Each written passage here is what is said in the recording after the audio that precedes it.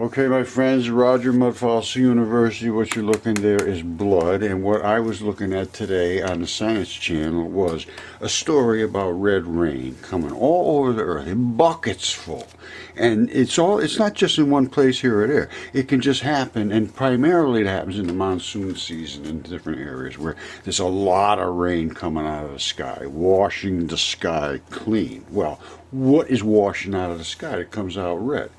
Originally they said, oh, it must be dust, and it's this red dust and this red clay and all this, and they, oh, don't worry about it. Well, people started worrying about it, so the government started investigating, and sure enough, it was biological. And not only that, it was multiplying.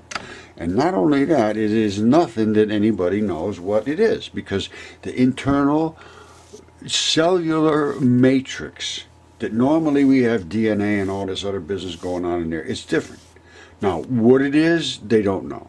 It has an extremely thick cell wall, and it came from outer space. And it's coming down in red rain, so it's coming out from space somewhere.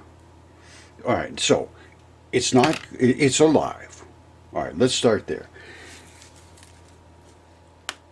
What are we looking at here? Space smells like steak. Well, that's kind of crazy. Well, who says that? Astronauts say that. They go out, they take a walk, they come back in, they take their suit off. It smells like steak. That case is closed. They all say the same thing. Now, so you got steak in space, the smell of it. Now, what next? They went out to Comet 67P.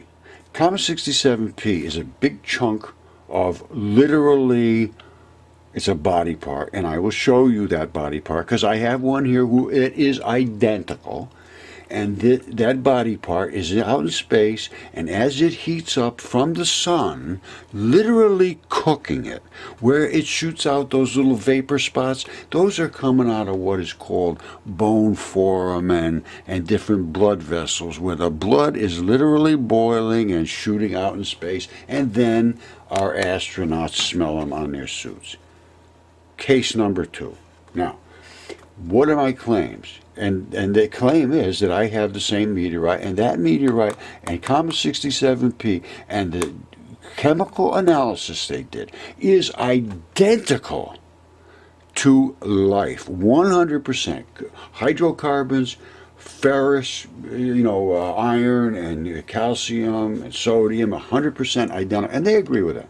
Now, after looking at that, I started looking at everything. And everything I see, every single moon, every single planet, everything I see, I'm seeing biology. And I can point to that biology extremely well on Mars specifically. Now, and the moons. Now, claim 2 is all the debris, not spelled correctly, in space is body parts. And what do I mean by that? Body parts. They're body parts. They're chunks of bodies. There's fingers, there's toes, there's lungs, there's hearts. Oh, come on, Roger. Well, let's just look at it in 1 second, because I will show you lungs. And I have a body part right here that came through space and is got blood in it right now. Right here on my counter, and I will show you that in a minute. Now, so we got buckets of blood, all kind of blood running all over the place. People are screaming, what do I do? What do I do? What am I going to drink? Where am I going to bathe? I agree with them. It's kind of scary. What the hell is it? It's red rain. And it is biological. This is a little tricky. And guess what else is happening? There's Morgellons disease. People are growing fibers out of their body. People are getting sick of all kinds of crazy things. Who the hell knows what's there? I think there's a little more investigation needs to be done. So let's talk about iron meteorites. They're hearts and lungs. It was, oh, Roger, come on. Yes. Where do you think iron is? It's in blood, because blood is ferrous oxide. It's ferrous. It's blood. It's red blood. It's iron. If you don't have iron in your blood, you're dead. All right, so you got tons of blood. You got tons of iron. It's got to go to a foundry and be smelted. Well, guess what? You bring it through space at a bazillion miles an hour, it cooks off. And I will show you that momentarily. It will blow your mind. I have a lung probably bigger than you are. Well, I don't have it, but I will show it to you. Now, so that's my claim too. Everything in space is body parts.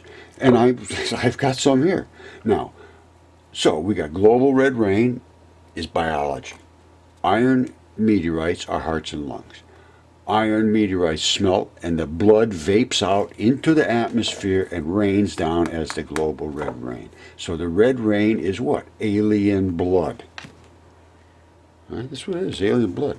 Now, I don't know what's in this, because this is when I say I have some here. Well, guess what? There it is right there. That's blood. 100% for sure. Well, I don't say 100% for sure. I say 200% for sure. Now, what is that? That is a tendon enthesis anchor. And that right there is the stalk that came across, and that is the fiber that has vaped off as this meteorite entered our atmosphere and exploded off the red blood side. The black blood side, the vein side, does not explode out. But it's all cooked off everything else. That's all blanched off of there, like it came through the atmosphere, and probably at night with very few extra electrons as it comes through. Because during the day, this probably would not have survived. It probably would have been destroyed. But what did you have here? Here's the same thing. See that? There's another fingertip. That's another fingertip right there. And you can see that's where the blood comes out at the end. This is where blood comes out. That's where blood comes out. And that is the arterial side. Arteries shoot their blood out. The vein sides do not. And here's a fingertip right here. That's a fingertip. And that's the arterial side. And it blows the blood out. And if you could see these, I don't know if you can see that spot. That's a little artery spot right there. And the vein is over there. The vein still has a clamp. You see that little bump? That little bump is, they have a clamp that pinches it off so that the blood can't go backward. So you just saw, this is the exact same thing as this right here. Identical. Only this one, of course, didn't come through space. That one just deteriorated. And that's where the blood would have come out, and that's where the blood came out. And this is where it doesn't come out. And I have another one over here. Hold on. I am going to flood you with truth. Factual information. DNA certified, human, factual, undeniable, unimpeachable, unquestionable, verified mud fossils. That is a vein. Remember I told you they don't blow out backwards? Well, that's why it's not here. That's where the vein is, right there and here, right there. But it doesn't blow out. Well, guess what does blow out? The arteries. Just like I said, artery, artery, artery. All right? Same thing here. Artery, artery, artery. Capiche? Capiche? Huh? You got it? That's it. Can we close the case on this? No, we can't. There's the apical tuft. What is an apical tuft, Roger? It sits at the tip of a fingertip. Why is it there? Because these little tiny tendons come running out there, and these little balls stick into these tuberosities, and they hold on, and that makes you so that you can do all that kind of stuff. And there is one in every fingertip. It is deep inside. Now look at this. I was just outside walking my dog. This is amazing. And I came in with this toe. And you say, oh, that's not a toe. Yes, it is. Just a guy's toenail. That right there, if you can see, that's where the bone is right there. That's where the bone would go. And this, like these lines, fabric wraps around there. It's called tunica. And they're completely wrapped in their own tunica, every single bone. It's not like they're lost in there. Every single bone is completely wrapped like it was in a fabric bag. And that's the toe. And this is the guy's callus. Look at the size of that callus. That's a big toe. Look at that sucker. You get them all the time with the calluses, like this one here. You see this one? Look at the callus on that one. That's where the toenail would have been. Now, this one here, the toenail changed. You see, it depends how where they are. You could see it's a toenail, but it didn't take on that same shiny look. And then here's another toe right here. Look at that, see? And there's that same deal. That's the artery side. And that's the vein side. Vein doesn't blow out. Huh? Vein doesn't blow out. Arteries do. And that's what happens to them. That's a toe, and it will turn into that kind of solid metals, because toes are specific gravity to the lowest point. See that? Hold on, let me get a little light. You see the blood right there? I mean, you can't miss it if you understand mud fossils. And most of the people now are starting to understand. I mean, they're slowly moving into the realm of reality. And that right there, you see that? That's the last bit of bone. See it? The last taste of bone on that toe. And there's the blood goes right down to the end. That's the arterial side. And that's what happens. All these metals come down. Now I got another one over here. Oh, here. Remember I was talking about the tunica? This, you see this triangle looking shape? That triangle looking shape is that wrapping of the tunica. That's a bone head that is completely wrapped in tunica, which is the outside casing of the bone assembly. Let's call it an assembly. Because what the bonehead people, I mean the bone people, what they're taking in, what they're finding is just bones, stripped off bones. They're finding scraps. Hey, look at this. That's you see that hole right there? Let me tell you something. That hole is what's called the ligament fits in there. And that ball goes in there, and it's got a bunch of little tiny bumps that go into those little tiny tuberosities, those little holes. And then it's got a little tiny stalk, and there's another one on the other side. It looks like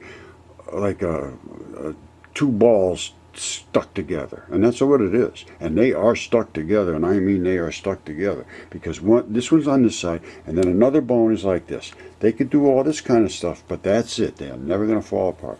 Now, this one, where's the bone in this one? I can't almost find it myself. Here it is right there. See that? That's the bone. I don't know if you can see that. Very difficult to see. But that's it, that little white spot. And you can see it's a bone. I mean, I don't have to go too much deeper with that. But why don't you see the tunica? That's the important part. Because they're all wrapped up in that. And the ancients knew this. They called it the tunica. And it's actually a tunica in the books, the anatomy books I have. And Tyson and I have been doing a lot of... Tyson's got a great site, and he's doing a fabulous work out there, and we're using... anatomy. This is not guessing. We're not guessing, and we're guessing down to the epithelium and all these different, alveoli and all that stuff. We can find all of that stuff is out there. There's nothing that's hidden. All right, so that's, I guess, maybe the whole thing. Let me think about it, or I'll be back if I'm back. All right, there's one that the blood shot out the tip of the finger. I think I might have shown that. All right, I'm going to leave it at that probably. All right, thank you. Mud Fossil University, a little red rain coming from blood from... Oh, I got to show you the iron meteorites. Ooh. Okay, my friends, this is the red rain, and here's what happened. It happens in India. It happens in a lot of places. Now, I'm going to just let it play, and you see what you think. Now, this is from Geetinder Kumar. And the locals here are used to heavy storms. But there's something very out of the ordinary about this rain. It's blood red. This is no science fiction story. It's weather right here on Earth. The ruby-tinged rain continues for 2 months. 2 months. Villagers fear it's the end of the world.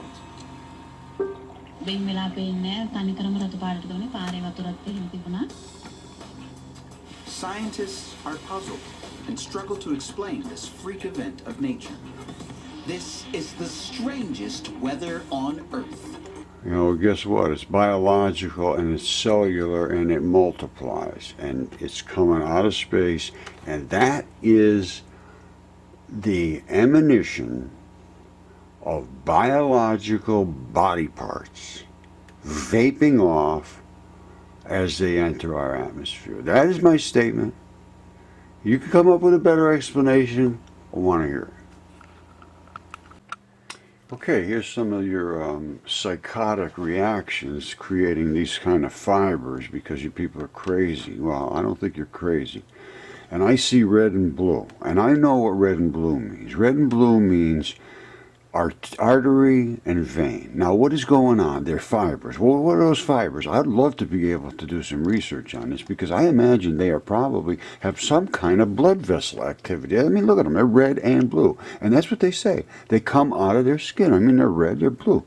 Now, are there tubular matrix through them?